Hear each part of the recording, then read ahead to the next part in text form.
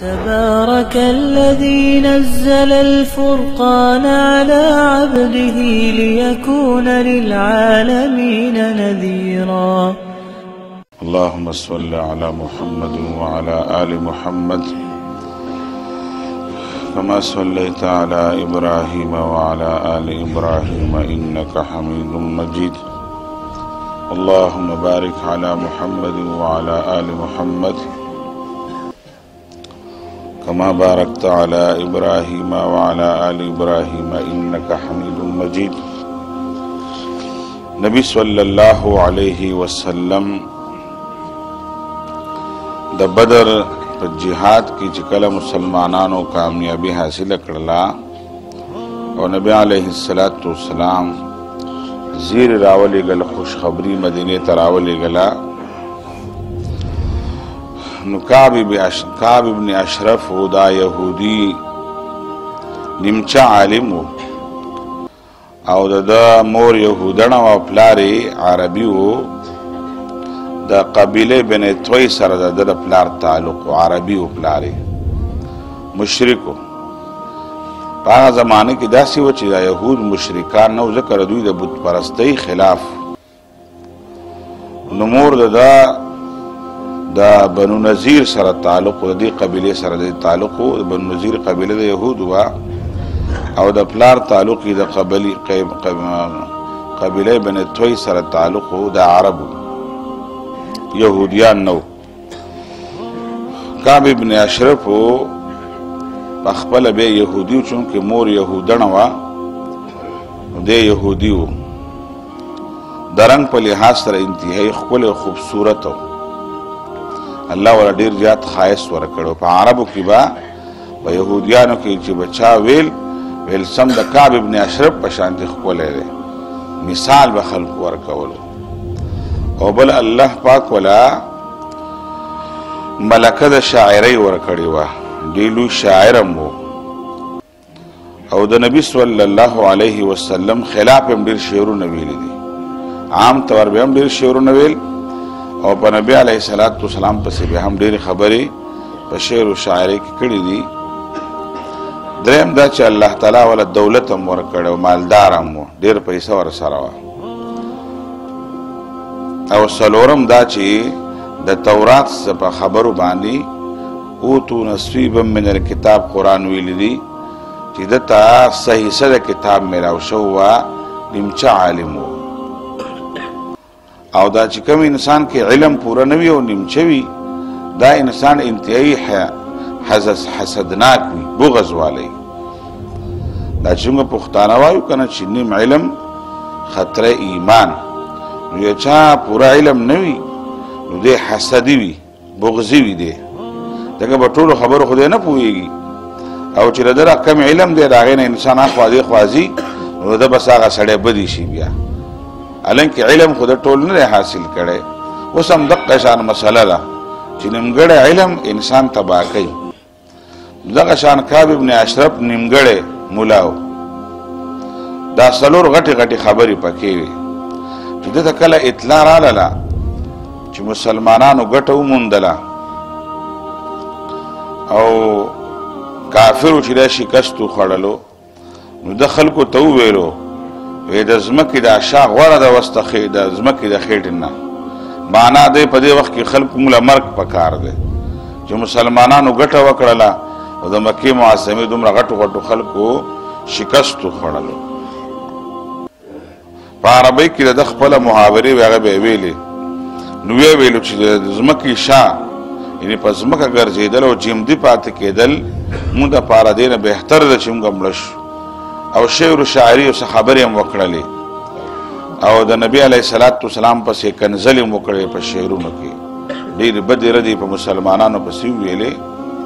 هغه خپله زړه بړاسې په شعرونو کې ویستلو او په دې باندې زړه صبر نه شولو نو لاړلو مکې معظمې ته مکې معظمې ته چې لاړو هلته د ښځو غوندې يیر شروع کړلو جړلې او شعرونه ویلو چې پلانکې مړ شولو او پلانکې مړ شولو پلانکې لاړلو پلانکې لاړلو د مکې معظمې دا غټ غټ خلک په شعر و شاعرۍ کې یادول او د ښځو غوندې یېرې کول او ژړلې مکرجن و ډېر زیات ډېر لوی مکار و ابو سفیان پې راغی ویل چې ولې ژاړ ویل ځکه ژاړم چې پلانکی مړ دی عتبه مړ دی او شیبه مړ دی ابوالحکم ابو جهل مړ دی او ولید مړ شولو پلانکی مړ شولو دومره غټ غټ خلک لاړلو او دا خو زموږ دپاره ډېر د بېعزتۍ خبره ده ابو سفیان ورته ویل نو بیا به څه کول غواړي به ویل بیا به داسې کوو چې راځه یو ځای شو اتحاد وکړو او یو مونږ هلته به یو ځای شو تا خو دې طرف نه راشئ یو خبره به جوړه کړو نو هغه ورته وویل داسې ده چې زموږ د هغه سره کوم اختلاف دی هغه موږ تا سره هم دی کېدای شي دغه پټ ملګری ځکه تم اهل کتاب آسماني کتاب منودونکی یو پیغمبر قایل او هغه هم آسماني کتاب مني او پیغمبر دی نو اختلاف خو زموږ تاسو دواړو سره یو شانتي دی تاسو هم موږ ته مشرکان وایئ او هغه راته مشرکان وایي نو زه په تا څنګه یقین وکړم چې ته د هغه ملګری نه او ته زما ملګری ول تاسو موږ ته مشرکان نه وایاست تاسو موږ ته هم بېدینه وایئ که نه نو کعب ابن اشرف ورته وویلو چې خبره داسې ده چې تاسو د هغو نه زیات په ښه هدایت باندې یئ قرآن د آیاتونو تذکره کړې ده کعب ابن اشرف د دې خپل حسد او د کینې او د بغض او د خپل خباست دپاره خپل یهودیت نظریه هم بدلی ویل تاسو د هغو نه زیات په هدایت باندې تاسو به زیات په سمه لارې هغې بې لارې دي ځکه هغوی خو بوتان هم نه مني او زمونږ کتاب هم نه مني او زمونږ پیغمبر هم نه مني او هر څه بدل کړل او دا هر څه وران کړل او تاسو خو بیا هم ښه ابو سفیان ورته ویل ګوره موږ خو واقعي خلک ځکه ښه خلک چې موږ د حاجیانو خدمت کوو په حاجیانو باندې ډوډۍ خورو په حاجیانو باندې اوبه څښو د بیت الله خدمت کوو خو زموږ دې کار ته خو تاسو هم ښه نه وایئ هغه هم ورته ښه نه وایي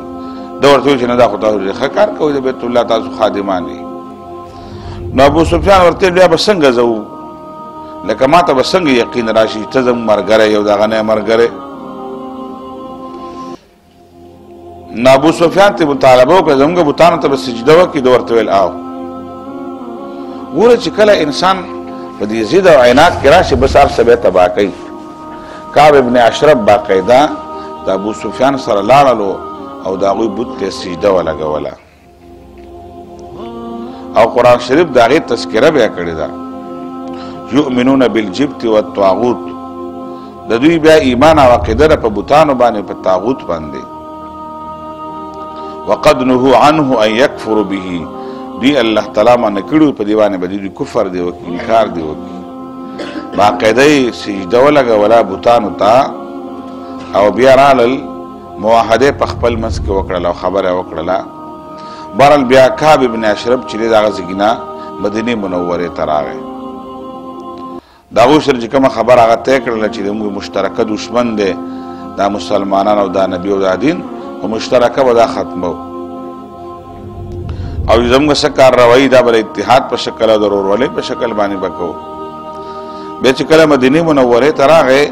بیا ډېرې سپکې سپورې به ویلې ډېرې کنځلې به یې کولې نبی علیه الصلاة والسلام صحابو ته وویلو چې دا کعب ابن اشرف نه دا سړی د الله لم تکلیف ورکړلو د رسول لم تکلیف ورکړی دی خدای هم خفه کړلو رسول یې خفه کړی دی فقد آذى الله ورسوله دا الله هم خفه کړی دی او رسول هم خفه کړی دی الله ته هم تکلیف ورسول رسول ته هم تکلیف ورسول او الله تعالی تکلیف مطلب هم دا دی چې هغه د دین خلاف ورزي وکړله د پیغمبر بې ادبي کوي ځکه نبی صلی الله علیه وسلم نه یو ځای کې نقل دی چې نبی علیه الصلاة والسلام په مدینه منوره کې یو بهر یو کلي طرف ته لاړلو هلته جمع ولاړه وه نبی علیه السلام په خپل ځای کې لمونځ کړی به و چې لاړلو هلته هغه امام چې کوم چا امامتي کوله امام هغه د قبلې ته په مانځه کې لاړې تو کړلې مانځه ولاړو او قبلې ته لاړې تو کړلې سلام چې کله وګرځو بیا نبی علیه السلام د مقتدیانو ته پټ ویل په ده بسې لمونځ مه کوئ ده بسې لمونځ نه کېږي دی چې بیا کله مانځه ته مخکې کېدلو نو خلکو ورته شاته کړو نه مخکې کېږي وایي چې ولې وایي چې نبی علیه السلام ورته ویل ده بسې لمونځ نه کېږي او د نبی علیہ السلام جمع دی او په هغه وخت کې وو خلکو خبره منودله دا فرد راغی او نبی علیہ السلام ته ویل الله رسوله زه خو نن مازه ته مخکې کېدلم او دا خشان خلک راسو تاسو ویل دي نبی علیہ السلام ته فرمای او ما هو ته ویل دي ځکه ته خو ډېر زیات بې ادب یې تا خو قبلې ته لاړې توکړلې ګوره چې انسان په مانځه ولاړو قبلې ته مخې دی الله ته ولاړ دی نو یو اهانت او سپکوالی دی د الله دا وکړلو چې الله طرف ته دې لاړې توکړلې دا په عربو کې ډېر سپک ګڼودلی کېږي اوس هم په عربو کې دا شی دی او دویم دا د قبلې احترام هم در پکې نشته دی تا د الله تعالی تکلیف هم ورکړلو تا بیا الله تعالی طرف ته لاړې توکړلې د قبلې احترام به تا کې ادب او احترام نشته دی تا بس لمونځ نه کېږي نبی علیہ السلام په دې مسلو کې چا لحاظ نه کولو بیا هغه مسلمان هغه به خبرونو توبه طایب شوی وي دا مې دې لپاره وکړو چې هغه ځای کې د الله رسول فرمایي ته الله ته رسول ته تکلیف ورکړی دی نو دلته نبی علیہ السلام خلکو ته وویلو چې دا کعب ابن اشرف نه دی فقد اذى الله ورسوله دا الله ته رسول له تکلیف ورکړی دی نو مسلمانان د الله رسول په خبره باندې پوهېدل محمد ابن مسلمه د پاسې درو د الله رسول ته الله رسوله دې مطلب دا چې قتل یې کو ویل آو نو دا د وجلو خو دې شو چې د خپل غټه قلا وه د بنو نذیر په شا باندې اوسېدلو د مدینه منوره کې خپل غټه قلا مالدار سړی و او ډېر لوی باډي ګارډ ورسره به و خلکو به حفاظت کولو او داسې هر وخت به راوتلو نه ډېر زیات حفاظت به د ځان کولو نو دا ځان سره بیا ګروپ جوړ کړلو خو نبی علیہ السلام ابو نایله دی محمد ابن مسلمه دی او څه کسان نور هم ورسره تقریبا 4 دی که 15 کسانو ګروپ جوړ شولو دې صحابه کرامو د الله رسول ته وویل د الله رسوله هسې که موږ څه خبره د دین خلاف کو چې موږ ته اجازت وي دا چې موږ وایو که نه چې جهاد خدعتون یا خدعتون جهاد چې دا دوکه ده دشمن ته به دوکه ورکوي په جهاد کې دا جایز دی د جهاد په مقام دوکې ګناه ده دا چې دوکې به ورکوي اوس دا یو جهاد دی مسلمانان یې کوي خو دا کعب ابن اشرف ته رسېدل او د سره تعلق جوړول دا په یو طریقه باندې کېږي نو دوی د الله د رسول نه اجازت واخیستل الله رسوله چې موږ ته د ځینې خبرو اجازت وي نبی علیہ السلام په سوال پوه شولو وی بالکل اجازت دی معنا دا که موږ ستاسو خلاف کوو د دین خلاف خبره کوو چې موږ بیا په هغې باندې ګناهګاري وشي نه نبی الله رسول ته اجازت دی محمد ابن مسلمه لاړلو او کعب ابن اشرف سره ملاقات وکړلو غالبا بل نور ملګري هم سره غالبا دی یوازې دی دی چې لاړو د هغه سره ملاقات وکړو څنګه راغلی ویره دا پیغمبر راغلی دی او الله ډېره زیاته پریشانه کړي وي او کله یو شی غواړي او کله بل شی غواړي او کله بل شی غواړي اوس یو 200 وسقه کجوري غوښتي یو وسق دی که 2 وسقه کجوري غوښتي دي او بس دا پریشاني ده نو تا قرض تانه غواړو نو بس کعب ابن اشرف بیا شروع شو ما خو تاسو ته ویلي که نه په خپلو پټو کې کار کوئ انسوار چې دی د انسوارو او خپل کاروبار کوي تاسو څه کوئ دا به تاسو کم څومره پورې دله قرض ورکوي څومره پورې دا به شابه ګرځوئ او کومه خبره بیا تاسو منئ تاسو ته ما نه ویلي او تاسو خو نه قلاریدلی نو دا ورته ویل چې ګورم خو بس ظاهرا منودلی دی او د زړه نه هم نه دی منودلی بس څه وکړو مجبوري ده او داسې انتظار کوو کېدی شي څه ګټه وکړي او دې بادګي د دې وطن بادشاه شو نو موږ نه به پیدا راکړي او که بادشاه نه شو خو بیا به ورسره ګورو که نه کعب ابن اشرف ورته ویل چې کجوري خو دله در کومه خو څه به راسره ګاڼک دی بیا هغه ورته محمد ابن سوی سره سره ګاڼه کېدو دا ډېر سپک سړی و ویل خپلې ښځې به راسره ګاڼه کوئ محمد ابن مسلمه ورته وویلو ویل ښځې خو رسره نه کوي ځکه نه ګاڼه کړو ډېر ښکلی ویل ښځې هم در باندې مینې نه شي ویل تعالی خو الله پاک ښایست در کړی دی ویل څه وکوه ویل څه در کوو وی بل څه وایي وی زامن ده ورته وویلو ویل زامن خو ځکه نه شو ګاڼه کولی بیا به زه زامنو ته خلک پیغور کوي په عربو کې دلته چې مړه پلار چې دی په یو وسق کجورو کې په 2 وسق کجورو کې ګاڼه شوی ته موږ لا خبرې کې بیا مو ټول عمر بچو ته پیغور وی بل څه خبره وکړه هغه ورته بیا به تورې او زغرې را سره دی بس وی ټیک ده الله پاک خبره برابرای بیا خبره برابر شوله وی تورې او زغرې به سره کېږي دغه شان چې دی لاړلو سباله چې دی د ابو نایله راغی او د سره ملاقات وکړو ته څنګه راغلی بس زم نو یره څه خوراک مراک سامان قرض غواړو دا پیغمبر راغلی دی بس کله یو شی غواړي کله بل شی غواړي او قرض راته راکړه کعب ابن اشرف دلته هم خبرې وکړلې دلته د ابو نایله مونځ وکړو ګډ وډ مونځ یې وکړلو ګوره دا هغه طریقې کار دی چې د دشمن د اعتماد پیدا کولو دپاره به ته جوړی به صحابه کرام دي دینداره دي د نبی علیه السلام نه اجازت غوښتی دی دې لپاره چې د دې دشمن یقین پیدا شي دا زما ملګري دي او دا د نبي صلی الله علیه وسلم ملګري نه دي بل زره 100% یقین راغی چې دا زما ملګري دي دا د نبی علیه السلام مخالف دي بهرحال دوی ورسره زغرې بیا کېدل د نه هم د زغرو مطالبه کړې ده د توتونو مطالبه یې کړې وه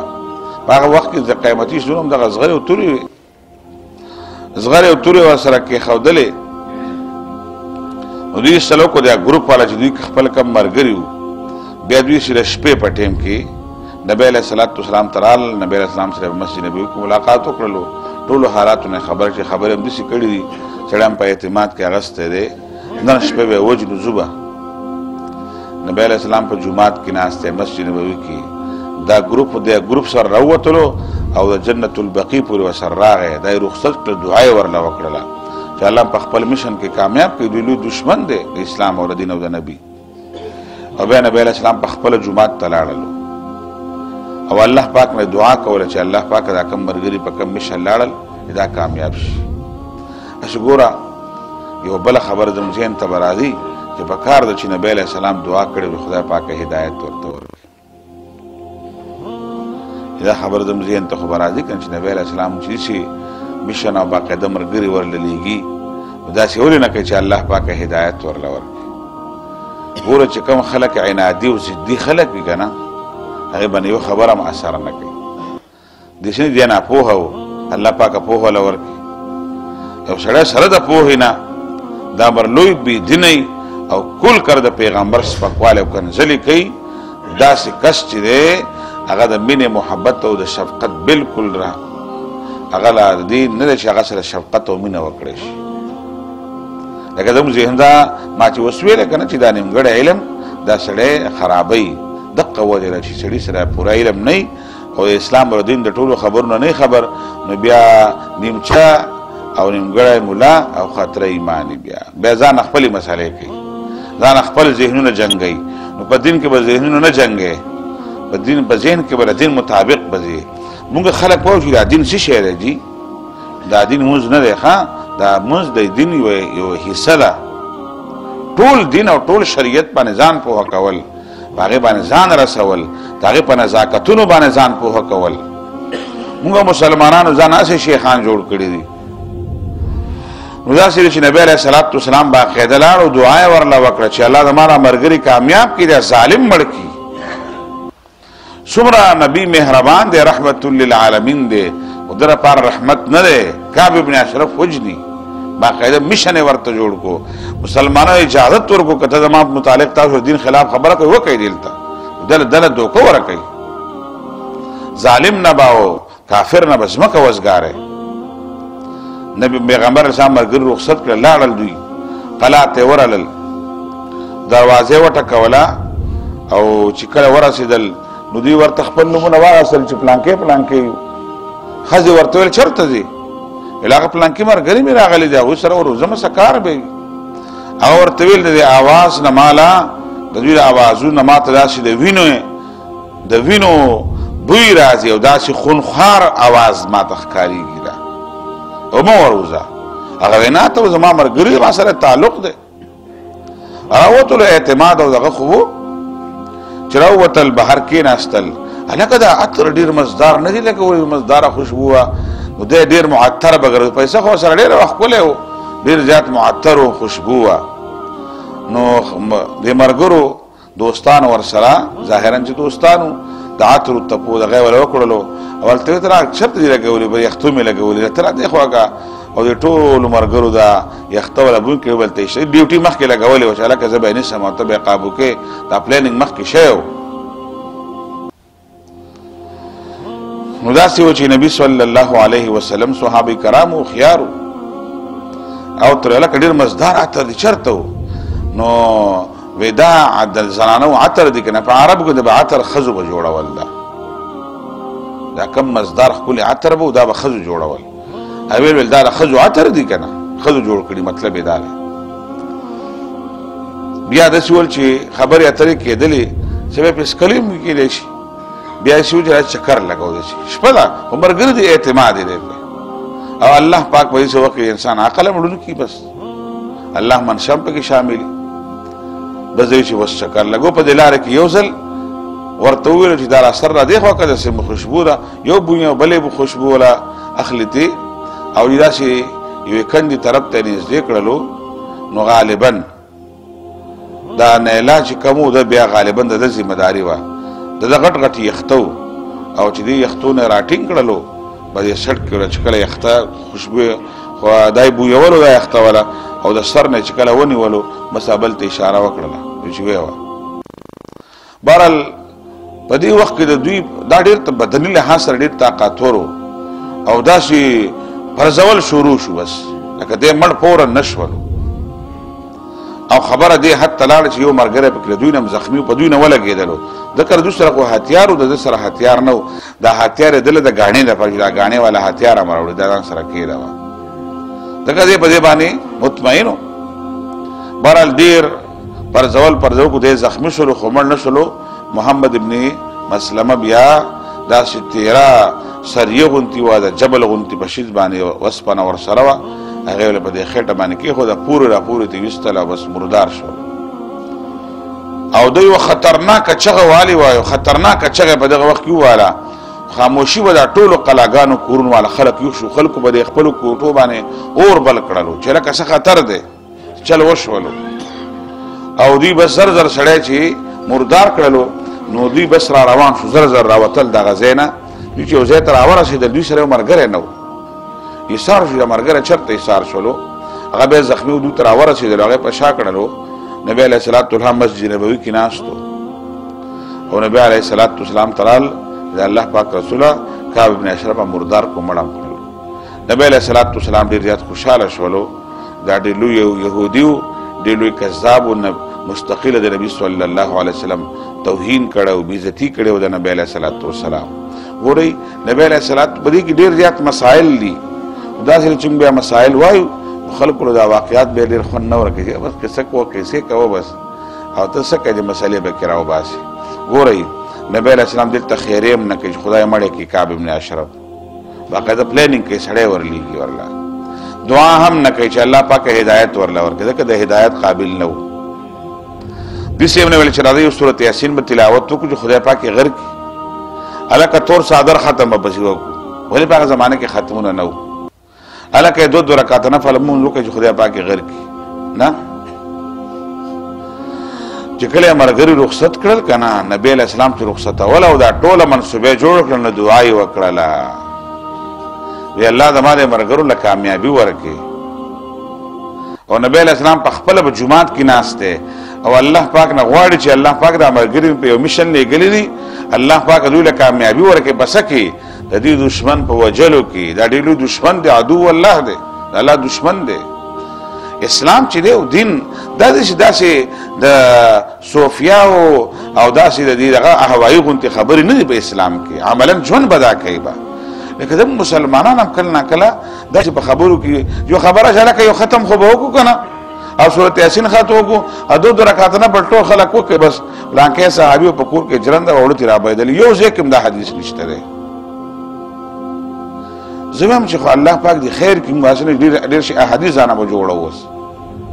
دا موږ په خنیت باندې وای بد نیت باندې نه وایو لکه موږ طرف ته ترغیب ورکو او نبی علیہ السلام لیکه چا په ما باندې د ځانه حدیث جوړ کړو ما پسې نه ځان په جهنم کې کنده جوړ کړل نو ځانه به حدیث نه جوړو ځانه به خبر نه جوړو د دې وجنا صحابه کرامو په دې الفاظو کې ډېر احتیاط کو چې کوم لفظ به د نبی اسلام نه اوریدلو شک به وو نو دا لفظ ویل دي کدا لفظ ویل دي به دوانه الفاظ ویل په زم په حدیث کې د راوی شک د صحابي شکم دی یا الله رسول دا لفظ دوه لفظونه یو شان معنی چې نبی اسلام دا ټکی ویل دي کدا ویل دي دومره زیات احتیاط کړي صحابه کرام دومره احتیاط کړي دي چې چرته موږ ګناهګار نشو ګورئ ځان با اسنه چې موږ د دین په زیات اخلاص کې دومره ورننه وځو دې ته اخلاص وایو دغه دا په نیتۍ باندې بنوایو دومره اخلاص کو چې دا اخلاص نه ګناه جوړ نشي نو دا چې کوم خبره د قران او د حدیث وضاحت ولا خبره دي بس حق دي کو په قران او حدیث کې شته څوک مسکی نو الله ویل دي منځ انسان د برائی نه بندي انسان د غلط کار نه بندي منځ په خشوع سره کوي خپل آیاتونه دي احادیث دي اغل ټک نه دی ویل پکار چې کوم ته نه معلوم چاته خبر نه معلوم پلان کې ویل دي پلان کې ویل دا خبره ټیک نه دي د سره انسان ګناهګار شي نبی علیہ الصلوۃ والسلام د اعمالنا باقاعده صحابه ته اجازه ورکړي تاسو هغه سره خیر دی داسې تعلق جوړ کړي ما پسیم خبري وکړي ودې او بده سبب طریقه باندې مرش بیا په مدینه منوره کې بیا سحر اطلاع خراج را چې کعب ابن اشرف وجل شوی دی او په دغه علاقه کې ډیر زیات يهوديانو تم صدمه خوا مسلمانان خوشاله په دې باندې ډیر خوشاله شول او چا هغه نشو کولای په يهوديانو کې ولې د الله تعالی د رسول سره وعده کړی و چې زب سنکو ما اسلام خلاف بنکو ما ساس خده هتل مکه معظمه ته خلکو د اندازه وا د ټول وعده په عمل کړی وي او هر څه کراس کړیو داغه نه پس دا عمل وسره وشولو نو نبی صلی الله علیه وسلم دا ربیع الاول میاشوا پکاره چې نبی علیہ السلام چې راځي چراغا وکړو او سیرت کانفرنس وکړو کنه یو کیک بم کټ کول کرسمس چې خلک کوي کنه د عیسایان زم دا خړشري ولم ورشي کرسمس دا خدای بندګه ته مسلمان ته څه کوي غلطه عیسایان خامخا خوشاله یو شل به وته ورکا ته له بشر کې وړه کېک بکړ دا هغه مذهبي کار دی چې کرسمس هغه کوي زم دا څه کوي بیا چراغا مدل تکي نداد ربيع الاول میاشوا سیرت پروګرام هم نو او دا جلسه مل سم نه وا د شپې پټه کار راوي پر ربيع الاول کې څوک کولای شي ودا سینا مو خبرونه نشو کوله خیر هم نشو کوله دا د اسلام او دین د صحابه دا واقعات مزکه وایي چې لګ اسلام نه او د نبی له صلوات والسلام د سیرت د اهمو خبرونه خبر شو الله پاک دغه شان ظالمان په دنیا کې و الله پاک د دنیا نه ورکی او الله پاک د مسلمانانو او دین حفاظت وکي الله پاک د مسلمانانو په خپل مسکینا او محبت پیدا کړي موږ الله پاک د دین په غوړه نصیب سبحان ربک رب العزه عما يصفون وسلام على المرسلين والحمد لله نور على مر الزمان تألقا وأضاء للدنيا طريقا مشرقا وهدى من الرحمن يهدينا به للصالحات وللمكارم والتقى نور على مر الزمان تألقا